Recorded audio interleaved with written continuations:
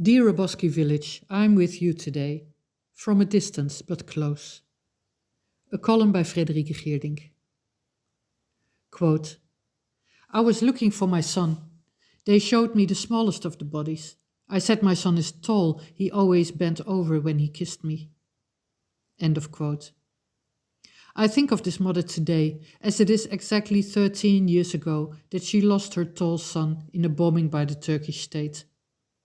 He was earning some extra money as a border trader with a few dozen others when a Turkish fighter jet appeared and bombed them to death. He was one of the 34 men and boys who did not survive. I wish I could have been there today in the village of Buje, Gülyaz in Turkish, where most of the victims were from and where they have been laid to rest. Like during the commemorations of 2012, 2013 and 2014, which I attended, I would have gone at least one day earlier, not just to be on time in the morning, but also to just be there, to commemorate, not to hurry. I would have gone every year if I had been able to.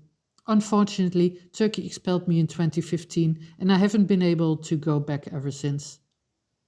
It's hard to stay in touch, impossible even. You can only know the village and the people if you are there with your feet on the ground.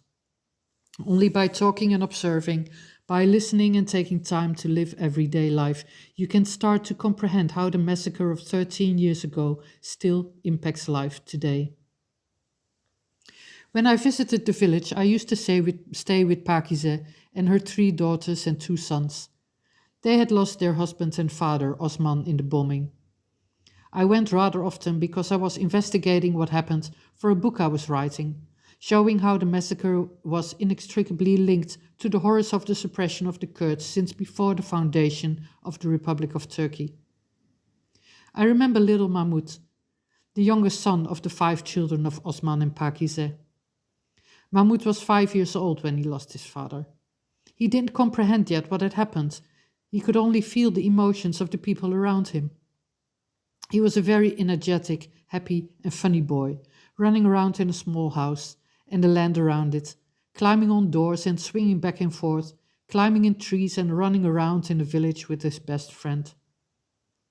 He only changed when the family went to the graveyard every Thursday with the other families, or on other occasions on which he held the framed picture of his father.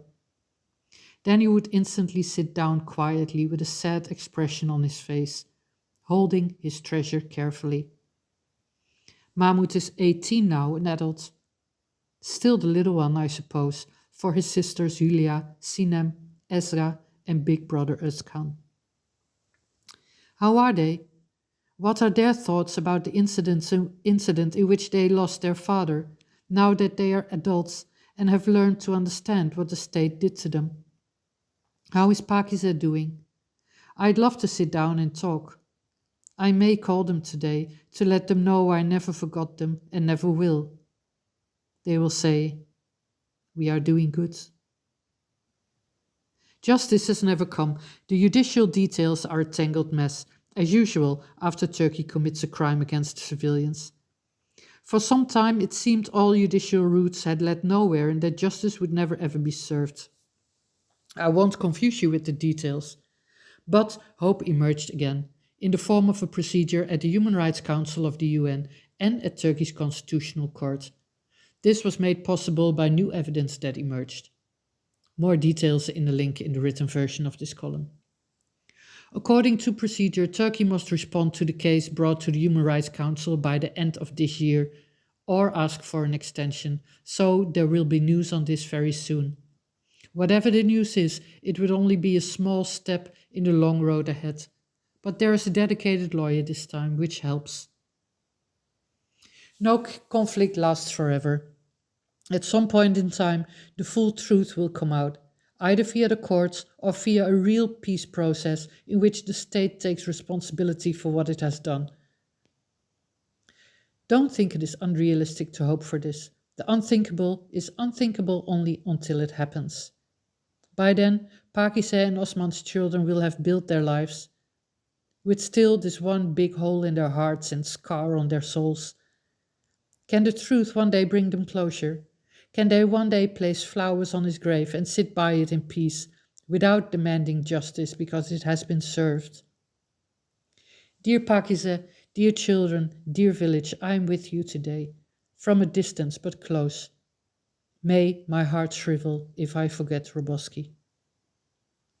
Fréderike Geerdink is an independent journalist. Follow her on Blue Sky or X, F. Geerdink, or subscribe to her weekly Kurdistan newsletter, Expert Kurdistan. The link is in her social media bios.